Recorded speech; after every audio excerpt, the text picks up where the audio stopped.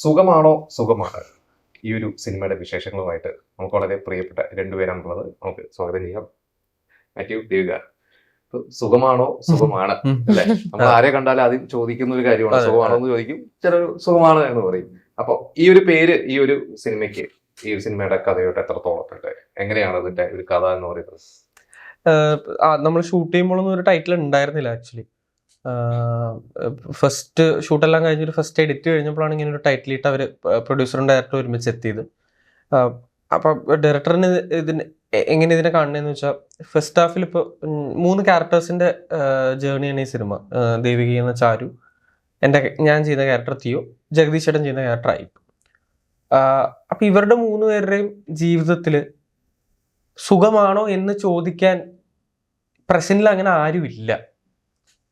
അല്ലെങ്കിൽ അവരുടെ വിഷമങ്ങളോ സന്തോഷങ്ങളോ ഒക്കെ ഒന്ന് ഷെയർ ചെയ്യാൻ പറ്റിയ ഒരാള് അവരുടെ ഒപ്പം ഇല്ല. ഒറ്റപ്പെട്ട 3 പേരാണ്. പല കാരണത്താൽ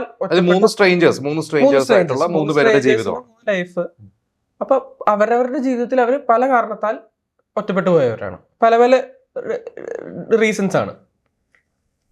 അപ്പോ ഇവരുടെ ജീവിതത്തില് അപ്പൊ ഈ സുഖമാണോ എന്ന് ചോദിക്കാൻ പോലും ആരും ഇല്ലാത്തൊരു 3 പേര്, അതാണ് ഒരു ഫസ്റ്റ് ഹാഫ് എന്ന് വേണമെങ്കിൽ പറയാം. സെക്കൻഡ് ഹാഫിട്ട് വരുമ്പോൾ ഇവരുടെ ജീവിതത്തിൽ ഈ ചോദ്യം ചോദിക്കാനും സുഖമാണെന്ന് പറയാൻ തക്കതായിട്ടുള്ളൊരു അനുഭവങ്ങൾ വരികയും, അങ്ങനത്തെ ഒരു സിറ്റുവേഷനായിട്ട് ഈ ക്യാരക്ടേഴ്സ് എങ്ങനെ എത്തുന്നു, സുഖമാണെന്ന് പറയാനുള്ളൊരു അവസ്ഥയായിട്ട് അവരെങ്ങനെ എത്തുന്നു എന്നുള്ളതാണ് അതിന്റെ ഒരു കൺക്ലൂഷൻ സെക്കൻഡ് ഹാഫ്. അപ്പൊ ഒരു കഥയിലൂടെ സഞ്ചരിച്ചു പോയപ്പോഴാണ് ഇതിന്റെ ഒരു ടൈറ്റിൽ ഓട്ടോമാറ്റിക്കലി വന്നതാണ്. പിന്നെ ഈ പറഞ്ഞ പോലെ ഈ ഒറ്റപ്പെടുന്നവർക്കൊക്കെ ഭയങ്കര പ്രാധാന്യവും ഭയങ്കര, ഇപ്പൊ നമ്മളൊരു ഡേ ടു ഡേ ലൈഫിൽ ചിലപ്പോൾ ഈ ചോദ്യത്തിന് അത്രയും ഇമ്പോർട്ടൻസ് കൊടുക്കുന്നില്ലായിരിക്കും. കാരണം ഭയങ്കര ജനറലി ഒരു ഫോർമാലിറ്റി പറഞ്ഞ പോലെ ഇത് ചോദിക്കാൻ ആരും ഇല്ലാത്ത ഒരാളെ സംബന്ധിച്ച് നോക്കുമ്പോൾ, അല്ലെങ്കിൽ എസ്പെഷ്യലി ഞാൻ ഈ ചെയ്യുന്ന ക്യാരക്ടർ തിയോന്റെ ഒക്കെ സംബന്ധിച്ച് നോക്കുമ്പോൾ ആരെങ്കിലും അങ്ങനെ ചോദിക്കുക എന്നുള്ളത് വലിയൊരു കാര്യമാണ് അവനെ സംബന്ധിച്ചോളം. അപ്പൊ അങ്ങനെ ഈ 3 ക്യാരക്ടേഴ്സിന്റെ ജീവിതവും അവരെങ്ങനെ അവരവരുടെ ജീവിതത്തിൽ ഇവരെങ്ങനെ അങ്ങോട്ടും ഇങ്ങോട്ടും പരിചയപ്പെടുന്നു, എന്തുമാത്രം ഇമ്പോർട്ടൻസ് ഉണ്ട് ഇവർക്ക് ഇവരുടെ പ്രശ്നങ്ങളും വിഷമങ്ങളും ഒക്കെ പറയാനും, അല്ലെങ്കിൽ എന്താ പറയാ, ഒരു ബന്ധം ഉണ്ടാവുന്നത് എങ്ങനെയാണെന്നുള്ളതാണ്. അതെ അതെ, അതാണ് ഒരു സിനിമയുടെ കണ്ട ദേവികയുടെ ക്യാരക്ടർ. അതായത് നമുക്കൊരു ഫണ്ണായിട്ട് തോന്നും, പക്ഷെ എനിക്ക് തോന്നുന്നു അതിലെന്തോ ഒരു നൊമ്പരൊക്കെ ഒളിഞ്ഞിരിപ്പുള്ള ഒരു ക്യാരക്ടർ ആയിട്ടാണ് ഫീൽ ചെയ്തത്. എന്താണ് പറയാൻ പറ്റുന്നത് ഈ ഒരു ക്യാരക്ടറിനെ കുറിച്ച്? ഭയങ്കര അൺകൺവെൻഷണൽ ആയിട്ടുള്ള ആഗ്രഹങ്ങളൊക്കെ ഉള്ള ഒരു കുട്ടിയാണ്. പ്രാന്തമായ മനസ്സിലൊരു പ്രാന്തുള്ള അങ്ങനത്തെ ഒരു ക്യാരക്ടറാണല്ലോ ട്രെയിലർ കാണുമ്പോൾ നമുക്ക് ഫീൽ ചെയ്യുന്നത്. അതെ, അതും ആ കുട്ടിയുടേതല്ലാതെ കാരണങ്ങൾ കൊണ്ട് ഒറ്റപ്പെട്ടു പോയ ഒരു കുട്ടിയാണ്. ജീവിതത്തിൽ ആരും ഇല്ല, അങ്ങനെ ബിലോങ് ചെയ്യാൻ ആരും ഇല്ല എന്നുള്ളൊരു കാര്യത്തിൽ ഭയങ്കര ഫാമിലിക്ക് ഭയങ്കര ഇമ്പോർട്ടൻസ് ഉള്ളൊരു കുട്ടിയാണ്. ഫാമിലി കണക്ഷൻസിന് ഒരുപാട് വാല്യൂ കൊടുക്കുന്ന ഒരു കുട്ടിയാണ്. അപ്പം ബിയോണ്ട് ദാറ്റ് ആ കുട്ടി എങ്ങനെ വേറെ റിലേഷൻസ് ഉണ്ടാക്കുന്നു, അതിൻ്റെ വാല്യൂ എങ്ങനെ കാണുന്നു, ആ ഒരു ജേർണിയാണ്. പിന്നെ ഈ പറഞ്ഞ പോലെ തന്നെ കുറച്ച് അൺകൺവെൻഷനലായി, കുറച്ച് നമുക്ക് വിയർഡായി തോന്നുന്ന കാര്യങ്ങൾ ഭയങ്കര കൺവിക്ഷനോട് ഭയങ്കര കൂളായി പറയുന്ന ഒരാളാണ്. ചിന്തകൾ എന്നൊക്കെ പറയാവുന്ന ഒരു ക്യാരക്ടറാണ്. അതെ, ചെറിയ രീതിയിൽ അങ്ങനത്തെ ചിന്തകളൊക്കെ ഉള്ള ഒരു ക്യാരക്ടറാണ്. അതെ, ട്രെയിലറിൽ തന്നെ ഒരു ഡയലോഗ് കേട്ടു, അതായത് മിനിഞ്ഞാന്നാണ് ആൾക്കാരോട് സംസാരിച്ചു തുടങ്ങിയത് എന്ന് പറയുന്നത്. അപ്പോ എനിക്ക് തോന്നുന്നു ഈ ഒരു ക്യാരക്ടറിന് നേരെ ഓപ്പോസിറ്റ് ആണെന്ന് തോന്നുന്നു. അധികം ആളുകളോട് സംസാരിക്കാത്ത, എവിടേക്ക് ഒരു കോംപ്ലക്സ് ഒക്കെ ഉള്ളിലുള്ള അങ്ങനത്തെ ഒരു ക്യാരക്ടറാണ് അല്ലേ?